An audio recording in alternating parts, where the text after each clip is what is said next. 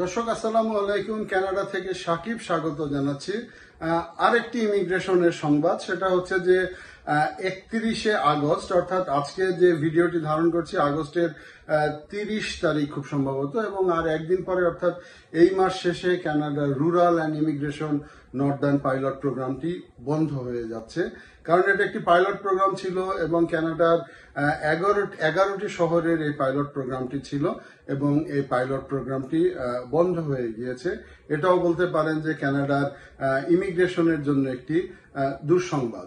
আজ থেকে প্রায় 4 বছর আগে কানাডা এই rural and northern immigration pilot প্রোগ্রামটি শুরু করেছিল এবং আমাদের চ্যানেলের শুরু থেকেই আমরা এই rural and northern immigration pilot program নিয়ে দর্শকদের জানিয়ে আসছিলাম।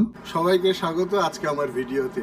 আজকে আমি আলোচনা করব rural and northern immigration pilot program নিয়ে, অর্থাৎ এই পাইলট প্রোগ্রামটা কেন বা ক্যানাডিয়ান গভর্নমেন্ট কেন এই পাইলট প্রোগ্রামটা হাতে নিচ্ছে, এবং অনেকেই আমাদের সেই ভিডিওগুলি দেখেছেন এবং অনেকেই আসতে পেরেছেন বলে আমরা জেনেছি, কিন্তু ক্যানাডিয়ান গভর্নমেন্ট সেই rural and northern immigration pilot প্রোগ্রামটি এই আগস্ট মাসের থেকে কানাডা সেই প্রোগ্রামটি বন্ধ করে দিল। তো এই rural and northern immigration pilot প্রোগ্রামের মূল লক্ষ্যটাই ছিল যে কানাডা রুরাল এরিয়াগুলিতে লোক নিয়ে আসা, কারণ বড় বড় শহরগুলিতে তখন লোক অনেক ছিল।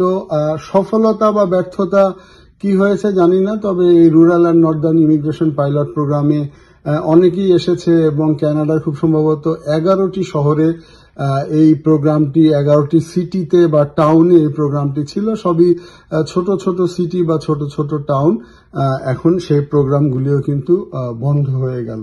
তো বন্ধ হওয়ার মূল কারণটা যেটা বললাম, যে কানাডা আসলে এখন চাচ্ছে যে ইমিগ্রেশনটা আরো কমিয়ে আনতে, ইমিগ্রেশনের নীতিটা সংকোচন করার কারণেই কিন্তু এই অবস্থা হয়েছে।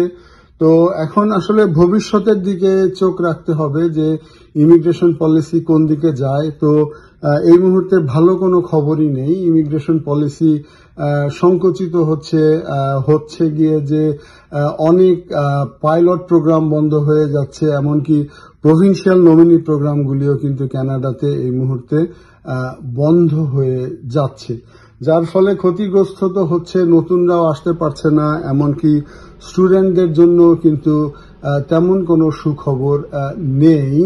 সারা কানাডা জুড়ে কিন্তু স্টুডেন্টরা এখন রাস্তায় নামতে শুরু করেছে। তো রাস্তায় নামার মূল কারণটাই হচ্ছে যে তারা কিন্তু কোনো ইমিগ্রেশন প্রোগ্রামই এখন আর কোয়ালিফাই করতে পারছে না। তো ভবিষ্যতে আসলে খেয়াল রাখতে হবে যে যারা স্টুডেন্ট হয়ে আসছেন তারা ঠিকমতো পড়াশোনা করতে হবে। 1 নম্বর, ফ্রেঞ্চ ভাষার প্রতি তাদের দক্ষতা বাড়াতে হবে, কারণ ফ্রেঞ্চ ভাষা জানা থাকলে বেশ কিছু ইমিগ্রেশনের প্রোগ্রাম এখনো খোলা রয়েছে এবং পড়াশোনা শেষ করে দ্রুত জব মার্কেটে ওয়ার্ক পারমিট নিয়ে ঢুকে যেতে হবে এবং চাকরি পাওয়ার পরে ক্রাইটেরিয়াগুলি পূরণ করে যেসব জায়গায় এখনো সুযোগ রয়েছে সেগুলিতে অ্যাপ্লিকেশন করতে হবে। তো আমরা আমাদের এই চ্যানেলে নতুন কোনো আপডেট থাকলে সাথে সাথে জানিয়ে দিব এবং সাথেই থাকবেন এই চ্যানেলে, আমাদের সাথেই থাকবেন যেন